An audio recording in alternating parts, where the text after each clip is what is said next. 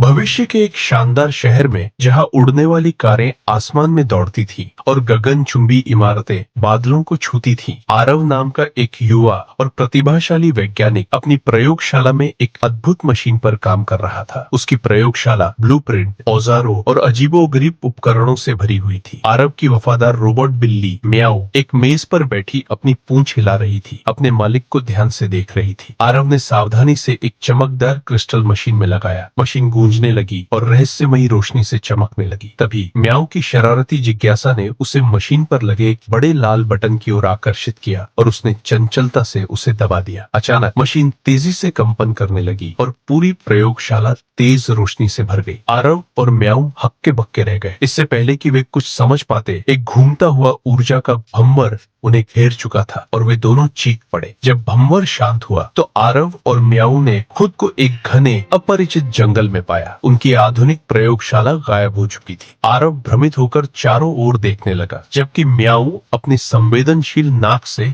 हवा सूंघ रही थी। अचानक पेड़ों के झुरमुट से एक विशालकाय ब्राचियोसोरस ने अपना सिर बाहर निकाला। डर के मारे आरव और म्याऊ एक दूसरे से लिपट गए, लेकिन डायनासोर ने शांति से पत्ते चबाना जारी रखा। आरव ने राहत की सांस ली और फुर्तीली म्याऊ झट से एक ऊंचे पेड़ पर चढ़ गई। आरव ने अपनी कलाई पर बंधी एक छोटी डिवाइस को देखा। लगता है हम प्रागैतिहासिक काल में पहुंच गए हैं, उसने कहा। तभी म्याऊ पेड़ से नीचे कूदी। उसके मुंह में टाइम मशीन के नियंत्रण कक्ष का एक टूटा हुआ टुकड़ा था। आरव ने उसे जांचा। हमें इसे ठीक करना होगा ताकि हम वापस जा सके। लेकिन जैसे ही उसने यह कहा, एक तेज रफ्तार टेरोडैक्टाइल झपट्टा मारकर वह टुकड़ा छीन ले गया और एक ऊंचे धधकते ज्वालामुखी की ओर उड़ चला। आरव और म्याऊ ने हिम्मत नहीं हारी और टेरोडैक्टाइल का पीछा करते हुए खतरनाक ज्वालामुखी पर चढ़ना शुरू कर दी। नीचे उबलता हुआ लावा उन्हें डरा रहा था। म्याऊ ने चतुराई दिखाते हुए अपने पैरों से रॉकेट बूस्टर निकाले और उड़कर टेरोडैक्टाइल के घोंसले तक पहुंच गई। वहां उसने टेरोडैक्टाइल के बच्चों को विचलित किया, जिससे आरव को चुपके से नियंत्रण कक्ष का टुकड़ा